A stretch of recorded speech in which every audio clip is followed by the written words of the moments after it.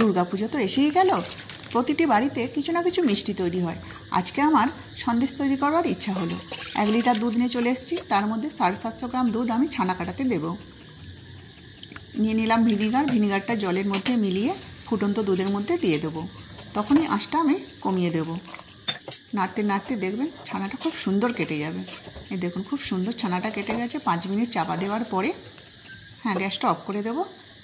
এবার ছেঁকে নিলাম, একটু জলও দিয়ে দিলাম, ঠান্ডা জল দিলাম। ছানাটাকে এবার জল ঝরাতে দেব। একটা কড়াই নিয়ে নিয়েছি, কড়াইয়ের মধ্যে 1/2 চামচ ঘি দিয়ে দিলাম। ঘিটা দিলে দুধটার নিচে আর বসবে না।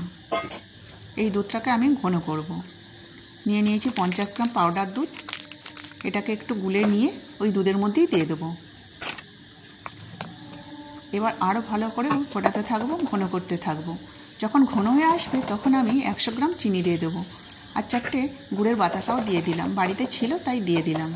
সব কিছু আরও ভালো করে ফোটাতে থাকবো যতক্ষণ না ঘন হয়। যখন ঘন হয়ে আসবে তখন ফেটানো ছানাটা দিয়ে দিলাম। এবার খুব ভালো করে নাড়তে থাকবো। যখন দেখব যে ছানাটা খুব সুন্দর মিলে গেছে এবং কড়াই থেকে সন্দেশটা ছেড়ে যাচ্ছে, তখনই বুঝতে হবে যে সন্দেশটা রেডি হয়ে গেছে। দেখুন খুব সুন্দর হয়ে গেছে। এবার নামিয়ে নেব।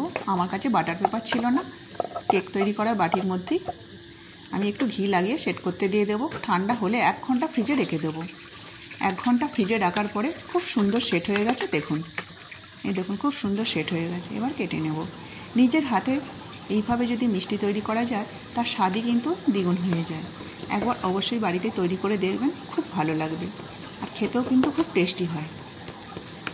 দেখুন ভালো লাগলে ভিডিওটি লাইক করুন, সাবস্ক্রাইব করে পাশে থাকবেন। ধন্যবাদ।